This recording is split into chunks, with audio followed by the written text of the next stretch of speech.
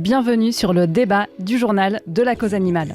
2022 est une année assez particulière en politique puisque nous avons les élections présidentielles qui seront suivies des élections législatives et la cause animale a pris un tournant très important cette année puisque nous avons le parti animaliste qui est dans la course pour les présidentielles ainsi que deux partis, la France Insoumise et Europe Écologie Les Verts, qui ont des groupes conditions animales au sein de leur parti. C'est pour cela qu'aujourd'hui nous avons voulu vous proposer un débat entre ces trois partis pour que vous puissiez faire votre choix. Et nous avons donc le plaisir de recevoir aujourd'hui Muriel Fusy pour le Parti animaliste, Sarah Champagne pour Europe Écologie Les Verts et à distance avec nous Azalma Sigo qui fait partie de la REV, la Révolution écologique pour le vivant et qui représente aujourd'hui la France Insoumise. Tout d'abord, est-ce que vous pouvez vous présenter chacune en quelques mots ? Bonjour, je suis Muriel Fusy, coprésidente et porte-parole du Parti animaliste. Au Parti animaliste, on a décidé de présenter une candidate à l'élection présidentielle qui est Hélène Touy, que vous connaissez certainement déjà puisqu'elle est engagée de longue date dans la cause animale et qu'elle est notamment l'avocate de l'association L214. Sarah, je te laisse la main pour te présenter. Oui, bonjour. Donc moi, je suis Sarah Champagne. Je suis militante écologiste et animaliste et engagée chez Europe Écologie Les Verts dans la commission conditions animales. J'ai participé à la rédaction de nos propositions que je vais vous présenter très vite. Et par ailleurs, donc, je suis engagée dans la campagne présidentielle de Yannick Jadot, qui est notre candidat écologiste, qui lui a réussi à obtenir ses parrainages il y a, je crois, une semaine ou deux. Voilà. Donc nous, on sera dans la course au présidentiel et on défendra les animaux jusqu'au bout, également pour les législatives. On a plusieurs candidats qui sont très attachés à la cause animale, donc c'est un combat qu'on portera jusqu'au bout. Très bien, merci Sarah. Et toi Azalma, est-ce que tu peux te présenter et nous dire un petit peu ce qu'il en est pour ton parti ou tes partis du coup ? Oui, bonjour, donc Azalma Sigo, je suis porte-parole de la REV, Révolution écologique pour le vivant. Donc c'est un parti qui a été fondé par Aymeric Caron en 2018. Récemment, on a rejoint l'Union populaire, donc c'est la bannière d'union de la France Insoumise, mais pas seulement en fait. Dans cette union, il y a aussi des syndicalistes, des associations et donc des partis comme le nôtre, puisque nous sommes d'ailleurs le seul parti dit écolo à avoir rejoint l'Union. On porte des valeurs antispécistes, animalistes, mais aussi sociales, environnementales, etc., etc. Très bien, merci beaucoup. Eh bien, première question, alors celle qui veut prend. J'aimerais bien savoir un petit peu quels sont les champs d'intervention d'un président ou d'une présidente de la République au niveau de la cause animale. Concrètement, qu'est-ce qu'un président ou une présidente peut faire en termes de conditions animales ? Alors, je peux répondre, mais comme vous voulez. Oui, vas-y. Allez-y. Le président de la République, il n'a pas vocation à imposer quoi que ce soit, mais par contre, il va donner une direction, une ligne. Donc, il va, par des mesures concrètes, par un positionnement, dire ce qu'il entend envisager pour les animaux, pour la condition animale. Pour ce qui est, par exemple, de Jean-Luc Mélenchon, lui, il respecte vraiment la démocratie. Il a vraiment ça en visu pour sa gouvernance, si jamais il devient président. Donc, sachant qu'il y a vraiment une majorité de Français qui sont pour l'interdiction, par exemple, de la chasse les week-ends et les vacances, pour l'interdiction aussi des élevages intensifs, eh bien tout ça, forcément, ça sera mis en place à travers des référendums, par exemple. Voilà, ça peut être un moyen pour le président de la République de faire appliquer ces mesures. Après, il y a aussi tout ce qui est législatif derrière, puisque qui dit président de la République dit après élection législative. Donc normalement, ça suit, on a très souvent une majorité, et donc c'est après par nos députés qu'on pourra faire entendre des lois. On peut aussi inscrire dans la Constitution des droits, en tout cas c'est le but, la volonté de Jean-Luc Mélenchon pour cette présidentielle, c'est de faire constitutionnaliser les droits des animaux, la protection animale dans la Constitution, comme les droits de l'homme en fait, faire en sorte que ça soit vraiment inscrit dans la Constitution et qu'on puisse vraiment s'appuyer là-dessus pour défendre les animaux. Il y a aussi, pour finir le budget aussi, la répartition du budget. Ok, donc en fait, si je comprends bien, le président ou la présidente de la République peut proposer des choses sans les imposer, mais il y a quand même énormément de choses qui dépendent de sa coupe. Oui, tout à fait. Et puis, je vais juste rajouter très rapidement, je suis tout à fait d'accord avec ce que disait Azalma. On est vraiment sur tous les domaines de la protection animale, contrairement, par exemple, à l'échelon plus local des municipalités qui ont un certain nombre de prérogatives, mais évidemment, c'est plus restreint. Donc, c'est ça qui est très intéressant aussi pour ces élections. Et c'est pour ça qu'on a un grand nombre de propositions sur tous ces domaines-là, justement.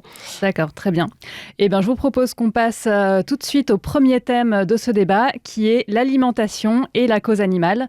J'aimerais que vous nous parliez un petit peu des propositions qui sont faites en ce sens dans vos différents partis, par rapport à l'élevage en général, par rapport à l'intensif en particulier, qui est un vrai problème et pour lequel tout le monde se dit opposé à l'intensif, mais dans les faits, souvent, ça manque un petit peu d'action. Et par rapport aux subventions et à la présence des lobbies dans beaucoup de domaines de la vie publique. Qu'est-ce que vous pouvez nous en dire ? Alors, nous, c'est une mesure qui est très forte. En fait, c'est notre priorité. C'est la fin de l'élevage industriel et intensif. Donc, l'élevage intensif, la définition, c'est que c'est l'élevage dans lequel les animaux n'ont pas accès au plein air. Et l'élevage industriel, c'est celui qui est soumis à des autorisations ou des déclarations administratives. Donc, nous, ces deux formes d'élevage, elles sont génératrices d'énormément de souffrance pour les animaux et elles concernent 8 animaux sur 10. Donc, c'est vraiment, si on s'attaque à ça, on va libérer de la souffrance à un très très grand nombre d'animaux. Bon, pour arriver à cette sortie de l'élevage intensif à horizon de 5 ans, on a prévu dans notre programme dès maintenant d'interdire la création de nouveaux élevages, les agrandissements d'élevages existants, donc instaurer dès le départ un moratoire pour que d'ici 5 ans, on soit sorti de tous ces modèles intensifs et industriels. Mais ça ne pourra fonctionner que si on agit également sur plusieurs autres volets. Alors, il y a le volet, comme tu le disais, des subventions, c'est-à-dire qu'il faut aider les personnes qui travaillent dans les élevages intensifs à se réorienter, donc avec des aides fiscales, de la réorientation de subventions qui étaient allouées pour les productions de protéines animales qui vont aller vers les productions de protéines végétales. Alors ça, bien sûr, on ne va obliger personne, hein, c'est simplement des mesures incitatives.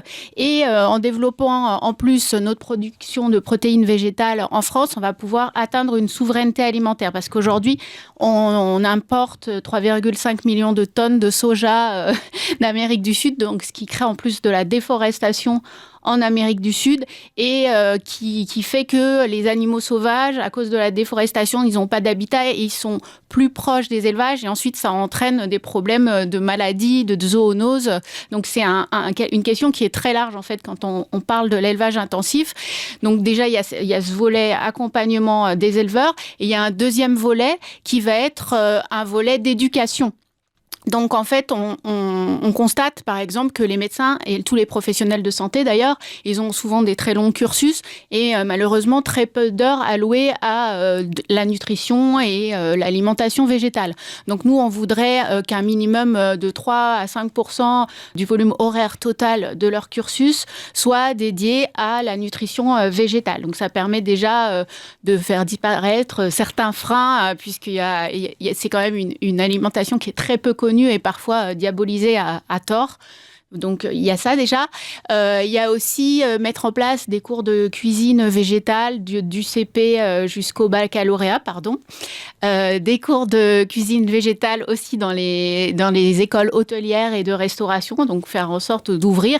Et bien sûr aussi mettre en place des menus végétariens quotidiens, enfin une alternative végétale quotidienne dans les collectivités publiques et privées. Et aussi la moitié des repas qui seront servis dans les collectivités publiques et privées qui seront végétaux. Donc, ça va permettre de faire découvrir une autre façon de s'alimenter aux citoyens qui sera bénéfique pour les animaux, pour l'environnement et pour la santé. D'accord, merci beaucoup.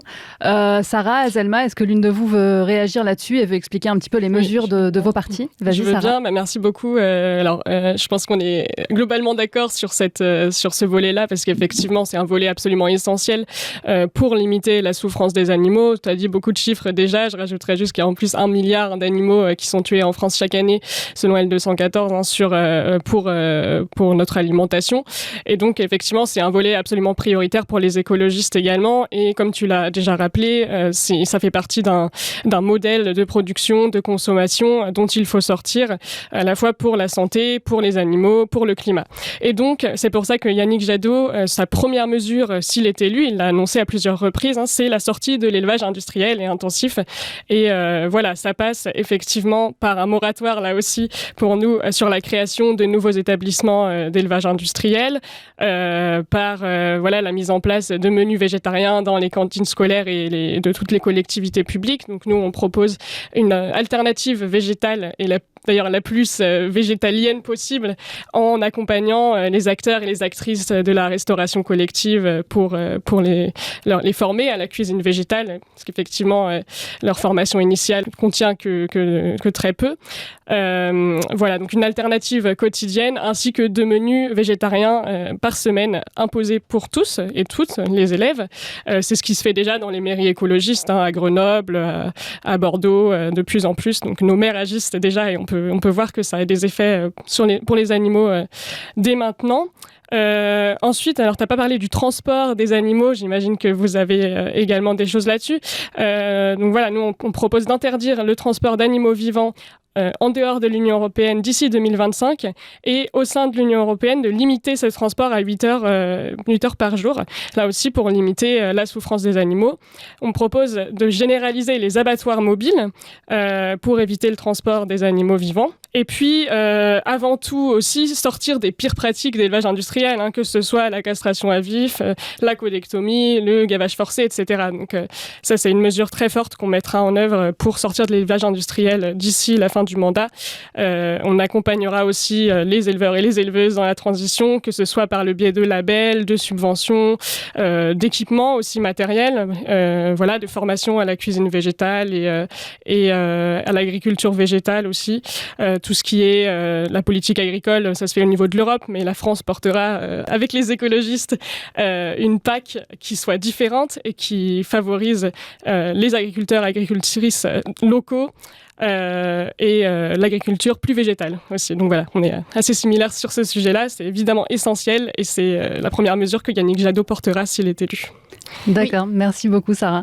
Juste, je voulais rajouter sur le transport des animaux, on a prévu, ça m'y a fait penser pendant que tu parlais de ça, d'interdire aussi les transports des femelles gestantes, parce qu'il y avait des vidéos qui avaient été montrées qui étaient vraiment terribles. Où, oui, et puis certaines sont abattues en plus. Exactement, elles sont abattues avec le fœtus dans le ventre et c'est abominable bien sûr pour la vache et son petit et aussi pour les ouvriers d'abattoirs.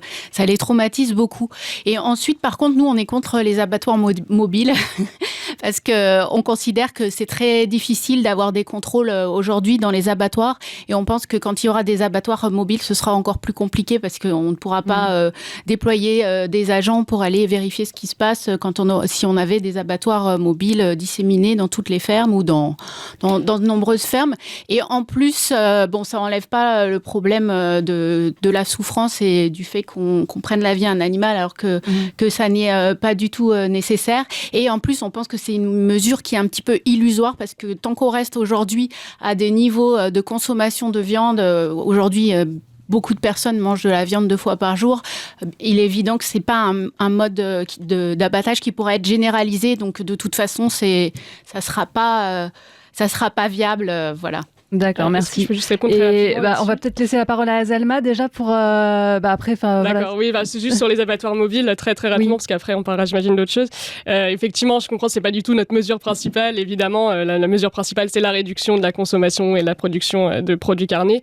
Nous pour contrôler les abattoirs, qu'ils soient mobiles ou pas, on propose la mise en place d'une brigade indépendante qui puisse faire des contrôles un peu inopinés et de manière totalement transparente pour effectivement limiter là aussi la souffrance animale et puis la souffrance des ouvriers et ouvrières d'abattoirs. Donc juste pour rajouter ça, je suis tout à fait consciente du fait que ça va pas faire disparaître la souffrance animale du jour au lendemain et c'est pour ça qu'on a tout un tas d'autres mesures. Mais en attendant, dans la transition, c'est une mesure qui peut être utile et qui va évidemment être encadrée par notamment cette brigade indépendante qu'on mettra en place. D'accord, merci Sarah. Et du coup, Azalma, on revient vers toi. Quel est le programme du coup côté France Insoumise pour l'alimentation et la condition animale ? Alors, il y a plusieurs choses. Les mesures qui sont mises vraiment en avant dans notre programme actuellement, parce que, je fais une petite parenthèse, il y a le programme d'une part de l'avenir en commun, et à côté de ça, il y a un travail sur les livrets programmatiques sur des thématiques précises. Et là, pour ce qui concerne la condition animale, nous, à la Rêve, on est vraiment donc en partenariat avec la France Insoumise. Donc, on travaille avec le pôle condition animale et on est en train de terminer le livret conditions animales. Donc je peux pas encore déclarer un peu les mesures qu'on va rajouter qui iront bien plus loin que le programme, mais en tout cas à la Rêve on est très confiant pour que ça avance. D'ailleurs, c'est pour ça qu'on est là dans cette union, c'est pour faire avancer les choses, parce que je précise qu'à la Rêve, on est abolitionniste, donc on est pour la fin de la viande, carrément. Donc on est le seul parti, la seule union avec ce genre d'opinion, très claire et très radicale.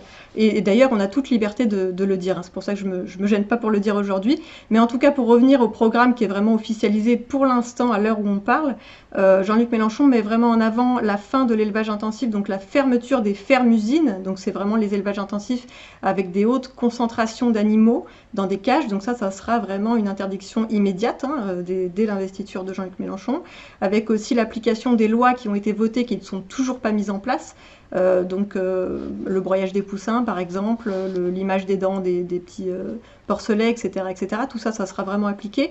On veut mettre fin aussi donc aux élevages en cage, à la pêche minotière, à la pêche électrique, à la pêche industrielle.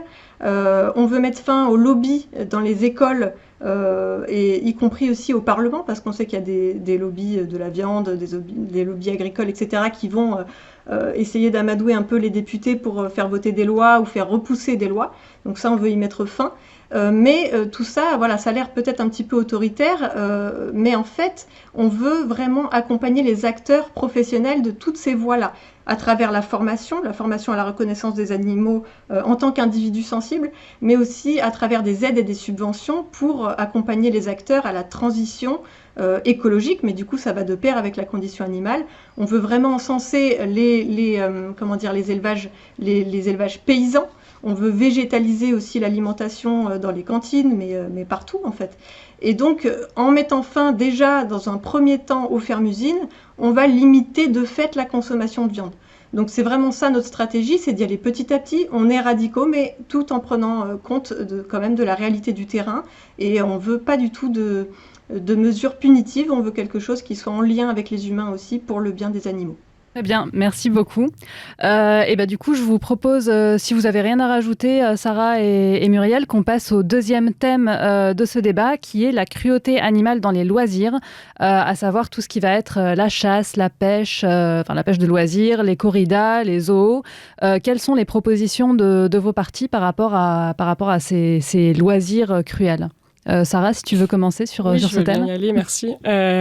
Alors déjà, comme je crois que je ne l'ai pas encore dit, mais les écologistes proposent la création d'un ministère de la condition animale, pour d'ailleurs tous les domaines de la condition animale, pour que justement la cause animale soit soustraite aux lobbies agricoles qui ont lieu actuellement dans le ministère de l'Agriculture. Parce qu'actuellement, évidemment, c'est le ministère de l'Agriculture qui fait les lois concernant la condition animale.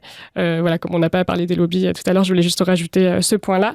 Et ensuite, sur la cruauté animale dans les loisirs, Yannick Jadot a réussi, je trouve, à faire émerger la question animale et la question de la chasse dans le débat public en se positionnant très fortement contre la chasse. Donc voilà, nous mettrons fin à la chasse les week-ends et les vacances scolaires et les jours fériés, comme demandé par les associations. Aujourd'hui, on a beaucoup de morts liées à la chasse. Encore il y a quelques semaines, on a eu malheureusement à déplorer une personne qui s'est fait à nouveau tuer sur un chemin de randonnée. Donc ça n'arrête pas en fait, et c'est pas possible de laisser ça comme ça. Donc voilà, une mesure très forte qu'on mettra en place avec ce ministère de la condition animale, c'est celle-ci. Ce qui vient avec aussi, c'est d'encadrer la chasse, parce que aujourd'hui elle l'est très peu. Donc pour renforcer la transparence, on demandera aux chasseurs de transmettre en toute transparence leur tableau de chasse, pour sortir de l'argumentation justement de la régulation qui est toujours utilisée et qui est complètement insensée. Là, on pourra prouver en fait que c'est pas le cas. Et puis, on renforcera les conditions d'obtention du permis de chasse par exemple en proposant un renouvellement plus régulier, des tests d'alcoolémie aléatoires effectués par les forces de l'ordre. Voilà, tout ça pour vraiment encadrer la chasse autant que possible, tout en l'interdisant donc les week-ends et les vacances scolaires. Ensuite, parallèlement, on voudrait augmenter les subventions aux associations de protection de la faune sauvage pour vraiment allouer les moyens aux associations qui font le travail, contrairement aux chasseurs. Nous mettrons fin également aux chasses traditionnelles et à la chasse à courre. Ça, ce sera complètement interdit tout de suite. Voilà, au déterrage, tout ce qui cause d'affreuses souffrances aux animaux, ça on le mettra fin immédiatement. Tout ce qui est pratique traditionnelle aussi, comme les combats de coqs et la corrida, nous nous positionnons absolument contre. On mettra fin à la corrida, fin au combat de coqs, et en attendant l'interdiction de la corrida, elle sera interdite aux mineurs de moins de 16 ans pour éviter d'exposer les mineurs à ces violences qui sont vraiment insoutenables. Qu'est-ce que je peux dire d'autre également? Alors pour les autres animaux utilisés pour les loisirs, on voudrait aller plus loin que la loi de lutte contre la maltraitance animale, en promouvant déjà les cirques sans animaux sauvages en attendant leur interdiction totale. On va interdire immédiatement et non dans 2 ans les acquisitions de nouveaux animaux pour les delphinariums et pour les cirques. Voilà, et on verra l'accompagnement financier et matériel des circassiens vers des cirques sans animaux sauvages. En ce qui concerne aussi les balades à poney, par exemple, qu'on voit en ville, c'est quelque chose qui cause beaucoup de souffrance. Et moi, je le vois puisque j'habite à côté du parc Montsouris dans le 14e et il y a beaucoup de poneys encore qui sont utilisés. Ben là, on y mettra fin également. Je rajouterais juste que notre commission conditions animales, on est en train on a édité un livret et qui va bientôt sortir, qui contient 220 propositions. C'est vraiment énorme et on est très très fiers de notre travail. On travaille avec des associations, des expertes, etc. Et voilà, c'est un très gros travail avec des propositions très précises et donc qui contiennent aussi des propositions concernant la cruauté animale dans les loisirs. Très bien, merci Sarah. Muriel, Azelma, je ne sais pas laquelle de vous deux veut prendre la suite. Muriel, vas-y. D'accord. Alors, nous, en ce qui concerne la chasse, on venait pour l'interdiction totale de la chasse. Parce que d'une part, on a la chasse de loisirs, donc là, c'est simplement se divertir du fait de tuer un animal. Donc déjà, d'un point de vue éthique, c'est injustifiable.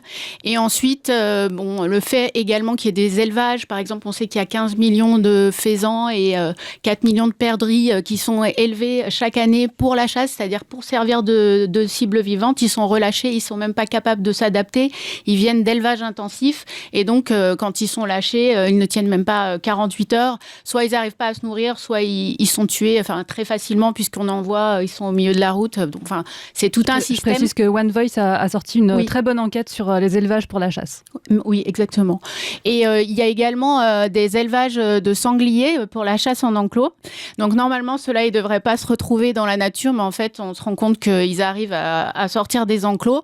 Et là, on en arrive à la question de la chasse de régulation, puisque la chasse de régulation, c'est un argument de communication qui repose beaucoup sur les sangliers, alors que si on regarde les chiffres de la chasse, les sangliers, c'est qu'une infime partie des animaux qui sont chassés. Donc, les chasseurs arrivent à justifier leur activité en prétendant qu'ils ont quasiment une mission de service public avec la régulation des sangliers et d'autres espèces qu'ils considèrent qui occasionnent des dégâts. Donc déjà, une première chose, nous, qu'on aimerait, c'est savoir quels sont véritablement les chiffres, parce que notre candidate, Hélène Touy, elle a l'occasion de porter devant les tribunaux des arrêtés qui organisent des battues et de les contester. Et on se rend compte quand on demande quel est le nombre de sangliers, est-ce qu'il y a véritablement des dégâts, est-ce qu'il y a vraiment une surpopulation, une prolifération, en réalité, on n'a jamais les chiffres. Donc déjà, il faudrait savoir, est-ce qu'il y a vraiment une prolifération et une surpopulation de sangliers qui justifierait de les tuer.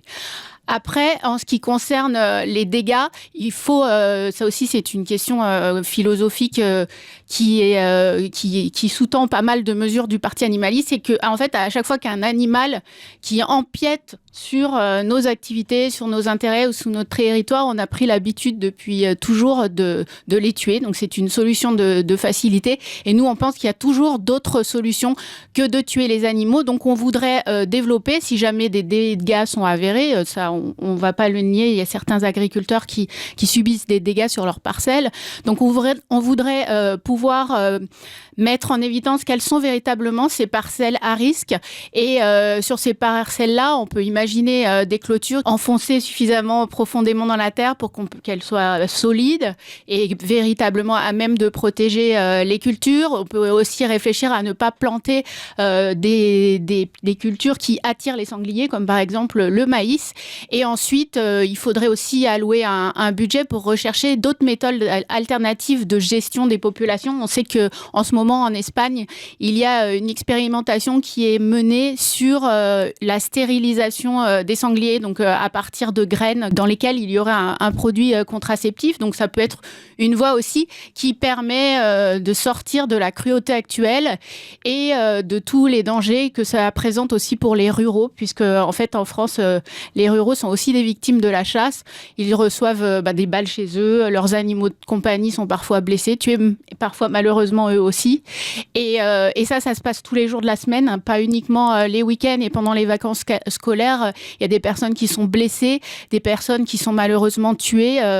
Je crois qu'il y a eu quelqu'un cet automne qui a reçu une balle dans la gorge un jeudi. Donc c'est pour ça que nous, on veut une interdiction pure et simple de la chasse et pour des méthodes modernes, éthiques et fiables. Voilà, contre les dégâts. Très bien, merci Muriel. Et Azelma, du coup, quelles sont les propositions par rapport à ces loisirs cruels envers les animaux ? Alors, je vais déjà rebondir sur la chasse. J'habite moi-même en Auvergne, à côté de chasseurs. Hein, je suis entourée de chasseurs, donc je valide ce qui vient d'être dit. En effet, c'est tous les jours de la semaine que ça se passe. Et d'ailleurs, c'est pas pour rien que j'ai rejoint la Rêve et pas la France Insoumise à la base, c'est parce que je suis anti-chasse. À la Rêve, nous sommes anti-chasse totalement.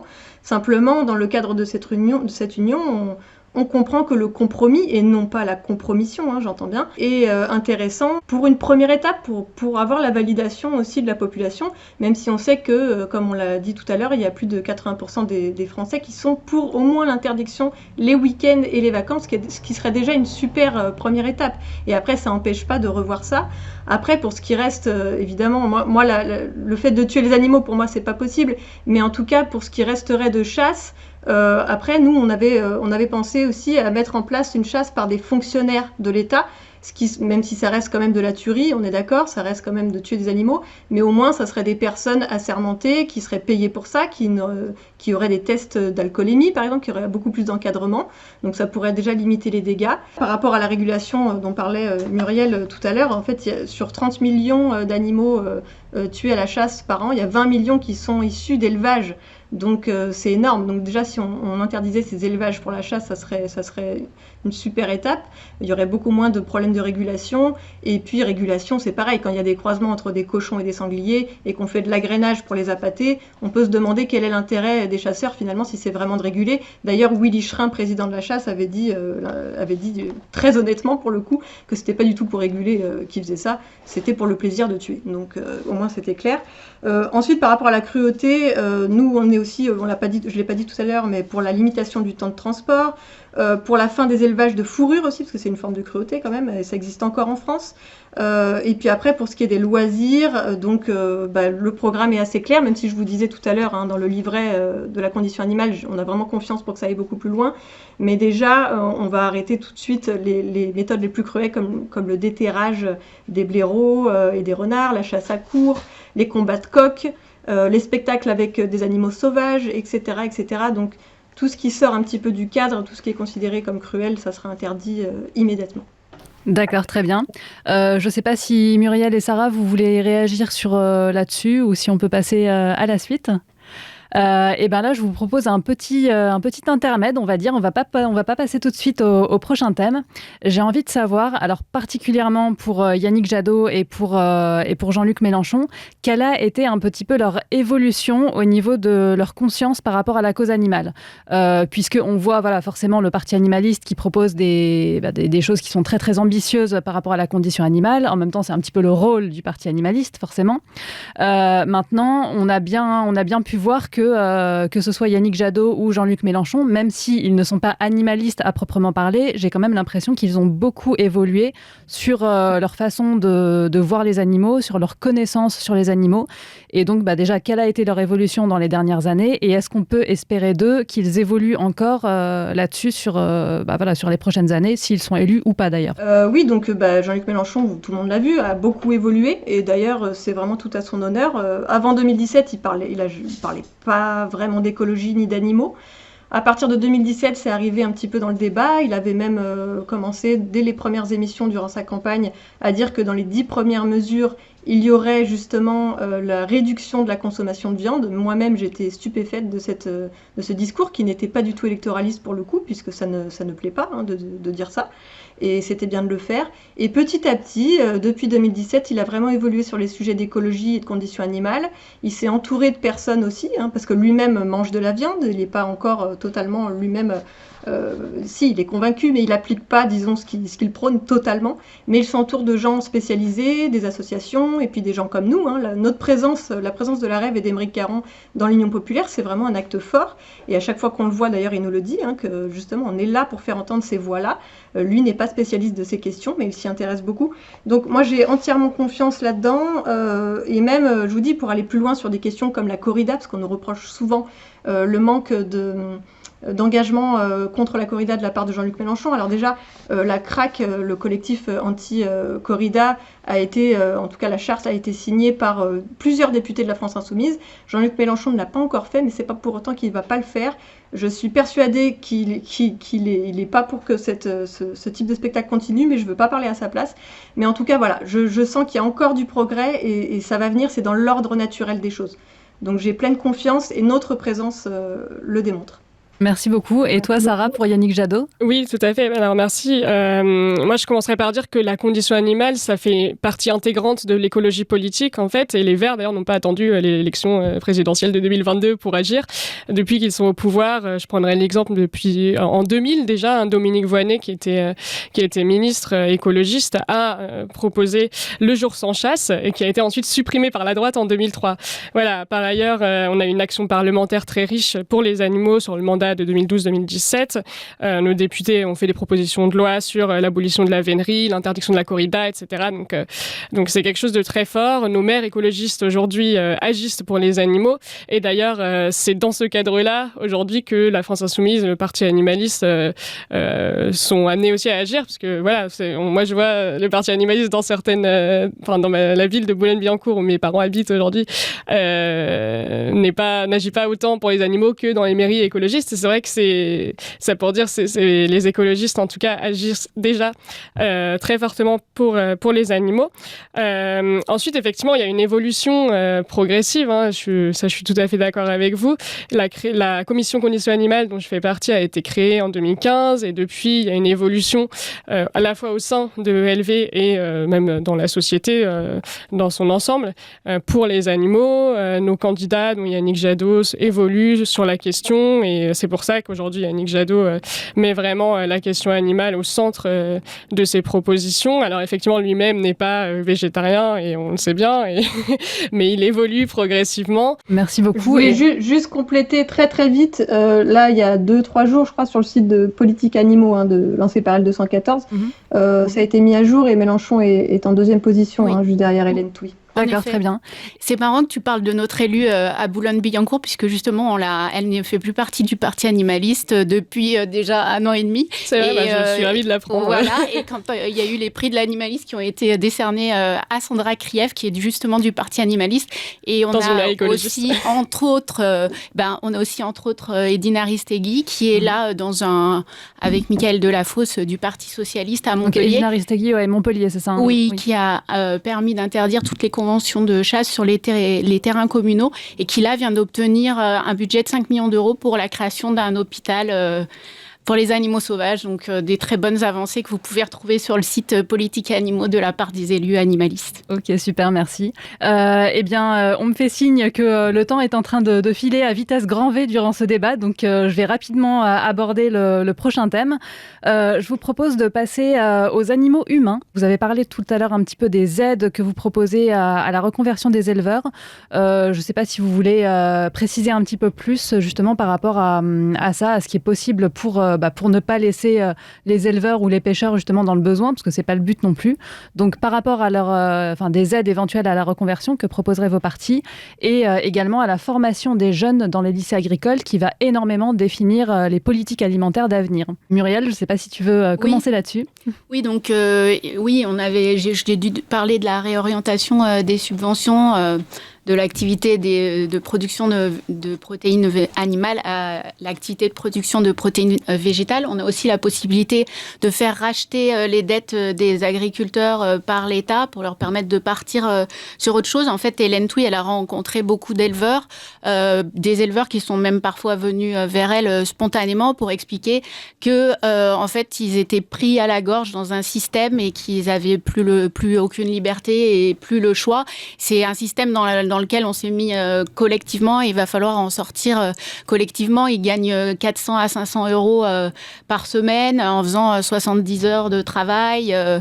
Ils ne subsistent qu'à coup de subventions publiques, donc c'est quand même assez désespérant. Et quand on voit qu'aujourd'hui, les pouvoirs publics continuent de subventionner un système qui est mort-né, en fait, qui n'est plus viable, c'est très triste. Donc en fait, nous, tout cet argent, on voudrait plutôt l'allouer à l'innovation, à des nouvelles façons de produire des céréales, des légumineuses pour arriver à la souveraineté végétale. On peut aussi imaginer des taux de TVA réduits sur les produits végétaux ou sur les produits sur lesquels le bien-être animal a été, entre guillemets, respecté au maximum, donc où il n'y a plus les pratiques les plus génératrices de souffrance, avec des clauses miroirs avec les pays de l'Union, enfin les pays tiers en fait, pour que les produits qui soient importés en France soient aussi le plus issus d'un modèle le plus vertueux possible. Donc voilà, on a pas mal de mesures. Je ne vais pas toutes les dire. Notre programme est disponible sur notre site internet, mais oui, c'est très important aussi d'agir pour les humains. D'accord, merci beaucoup. Sarah, est-ce que tu veux continuer là-dessus sur les mesures en faveur des humains qui travaillent pour l'instant malheureusement dans l'exploitation animale ? Oui, je veux bien. Donc, je suis assez d'accord avec ce que vient de dire Muriel. Effectivement, la transition vers un modèle agricole plus vertueux et plus éthique, ça se fait avec les acteurs et actrices de terrain, avec les éleveurs, les éleveuses, les pêcheurs, etc. Évidemment, le but, c'est d'intégrer tout le monde, d'écouter les besoins des uns et des autres. Et donc, on proposera, nous aussi, une réorientation des subventions vers des élevages plus vertueux et puis surtout l'agriculture végétale, des aides à la reconversion vers cette agriculture végétale, des labels aussi. Alors on voudrait proposer un label au niveau national par exemple pour, ça se réfléchit après, voilà, pour mettre en avant les pratiques plus vertueuses et puis au contraire et orienter les consommateurs et consommatrices vers ces modèles-là. Ensuite, tu n'as pas parlé de la formation des cuisiniers et cuisinières, par exemple de la restauration collective publique. Là aussi, le but est de les former et de les aider peut-être à revaloriser un métier qui est souvent assez mal perçu, alors qu'il est absolument essentiel dans la société pour nourrir nos enfants. Moi, j'ai travaillé à l'Association végétarienne de France et j'ai vu sur le terrain que ces personnes étaient souvent ravis de pouvoir cuisiner autre chose et de retrouver un peu le goût de leur métier par la cuisine végétale. Donc ça peut être en fait un moyen de retrouver du sens au travail. Et Yannick Jadot, en dehors de la condition animale, propose plein de choses sur le sens, comment retrouver du sens au travail. Donc ça peut être aussi un moyen de le faire. Et on voit qu'en fait tous ces domaines se touchent. Voilà. Et concernant les lycées agricoles et hôteliers, là aussi effectivement il faut former les jeunes futurs agriculteurs et futurs cuisiniers, cuisinières vers un modèle plus vertueux. Et donc on proposera des cours de cuisine végétale, des cours d'agriculture végétale et puis aussi un module de droit animalier sur les cursus de droit. Donc voilà, il y a plein de choses. Je ne vais pas aller non plus dans le détail de chaque mesure, mais en tout cas les animaux humains seront bien entendu intégrés dans la transition. D'accord, merci beaucoup. Les animaux humains au sein de la cause animale aussi. Et de ton côté, Azelma, qu'est-ce que tu peux nous dire sur ces sujets-là ? Alors là, pour le coup, le programme L'Avenir en commun de Jean-Luc Mélenchon, c'est plutôt un programme pour les humains d'abord, sur lequel s'est greffé les droits pour les animaux non humains. Donc c'est sûr que nous, on veut vraiment faire en sorte que les personnes exploitées ne le soient plus dans tous les corps de métier, y compris dans les métiers où on va toucher les animaux. Donc, et d'ailleurs, on voit une société qui va mal à la manière dont elle traite les animaux. Donc je veux dire, même les personnes qui travaillent à l'abattoir ou les agriculteurs, de toute façon, ont envie de faire les choses bien, correctement, si c'est possible, en tout cas dans les abattoirs, mais c'était vraiment le cas extrême. Mais je voulais dire, même les agriculteurs n'ont normalement pas envie de voir les animaux souffrir. Donc, dans ce sens, on va les accompagner, c'est le but, c'est vraiment pas que ça soit punitif, il faut que ça soit une mesure d'accompagnement. Donc, il va y avoir une transformation des aides financières. La PAC, actuellement, ça aide principalement les grosses exploitations. Là, c'est vraiment pour aider les petits paysans. Nous, on prône vraiment une agriculture paysanne au plus près des animaux, avec des espaces suffisants pour limiter la souffrance et offrir un maximum d'espace aux animaux. Et donc, on va aider les humains, évidemment, à travers une formation. Et là, je rejoins ce qui vient d'être dit par rapport à la végétalisation des repas dans les cantines, etc. Je sais que, par exemple, il y a des municipalités écolos où il y a eu des plats végétariens qui ont été mis en place. Alors, j'ai entendu beaucoup de critiques de personnes qui ont dit « oui, mais du coup, c'était pas bon, etc. etc. » Donc, c'est vraiment très important, comme le disait Sarah, de former les cuisiniers parce qu'on peut manger végétarien avec de la saveur, avec de la diversité. Ça va pas forcément être trois haricots et du riz. Ça va être des choses dont les gens n'ont pas l'habitude. En fait, c'est changer les habitudes culinaires à travers des formations. Et tout ça, ça va permettre à ce que la population adhère au programme, adhère au changement. Le changement, c'est pas forcément, encore une fois, punitif. Très bien, merci beaucoup. Eh bien, pour commencer à conclure tout doucement sur ce débat, j'ai quand même l'impression que vous vous retrouvez sur énormément de sujets. Donc, la dernière question que j'ai envie de vous poser, c'est de savoir, quel que soit le candidat ou la candidate qui sera élu, est-ce que si c'est un de vos 3 candidats ou candidates, on peut espérer une coopération entre vos partis sur les sujets de la cause animale? Est-ce qu'il se passera des choses, quel que soit le candidat ou la candidate élue, pour les animaux, avec le Parti animaliste, EELV et la France insoumise? Bah oui, comme le disait Sarah, on a déjà des élus qui travaillent ensemble dans des majorités ou des oppositions dans les municipalités. Et on a aussi un élu au conseil régional avec la France insoumise. Donc oui, on va continuer à coopérer puisqu'on a un objectif commun qui est de faire en sorte que les intérêts des animaux soient mieux pris en considération, quoi. Tout à fait, je n'ai rien à rajouter. Azelma, quelque chose à dire là-dessus? Ouais, alors je dis pas ça du tout pour critiquer, mais je vous dis quand même les choses telles qu'elles sont. Nous, à la Rêve, en tout cas avant d'adhérer à l'Union populaire, on a essayé de discuter avec le Parti animaliste, avec Europe Écologie Les Verts. Alors pour Europe Écologie Les Verts, c'était dans le cadre du pôle écolo, on voulait pas forcément rejoindre ce pôle, on voulait simplement s'informer, mais on nous a dit qu'on était trop radicaux. Et pour le Parti animaliste, on n'a jamais réussi vraiment à travailler ensemble. Alors nous, en même temps, c'est vrai que c'est un sujet qui est compliqué pour l'Union. C'est que nous, à la Rêve, mais aussi avec l'Union populaire, on part du principe que si on ne sort pas du capitalisme, si on ne remet pas en cause l'économie telle qu'elle est actuellement, le partage des richesses, etc., on ne pourra pas changer les choses pour les animaux, ni pour l'écologie d'ailleurs. Donc c'est pour ça, c'est assez compliqué. Bien sûr, on a des points communs. On l'a vu là tout le long de cet entretien. Donc c'est vraiment pas une critique envers vous. Simplement, nous on pense que vraiment la racine du mal, entre guillemets, c'est la façon dont le système est géré. Tant qu'il n'y aura pas assez de démocratie, tant que ça sera le capital qui gérera la politique, tant que les lobbies domineront le monde, on ne pourra pas avancer. Donc le ni droite ni gauche est très compliqué pour nous. Donc oui pour l'Union, d'ailleurs on le fait. Mais il faut vraiment discuter et trouver des choses sur lesquelles on peut bâtir une nouvelle société. Je suis complètement d'accord avec ce qui vient d'être dit. Je suis complètement sur la même ligne. Et effectivement, le ni droite ni gauche, on n'y croit pas non plus. Et l'écologie politique, pour moi, peut permettre de faire émerger une alternative au capitalisme qui soit meilleure pour les animaux humains et comme non humains. Voilà, je ne veux pas aller plus loin là-dessus parce qu'on est bientôt à la fin. D'accord, merci Sarah. Muriel, une réaction peut-être là-dessus? Non, rien à ajouter. Rien à rajouter. Pour terminer, toute dernière question, je vais juste vous poser une question, mais très très rapide, sur les législatives qui arrivent juste derrière. Est-ce que vous avez des choses à dire sur ces législatives? Donc, on a lancé une campagne de recrutement depuis plusieurs mois. On a déjà 313 candidats qui ont été investis par le Parti animaliste. On va lancer une nouvelle vague de recrutement et d'investiture.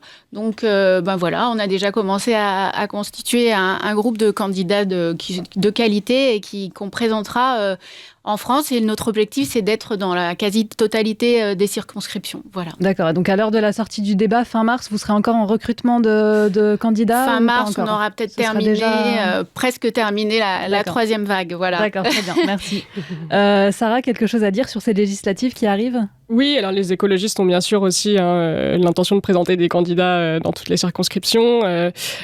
Beaucoup de nos candidats sont au moins intéressés par la cause animale ou alors mieux vraiment animalistes ou faisant partie de notre commission conditions animales.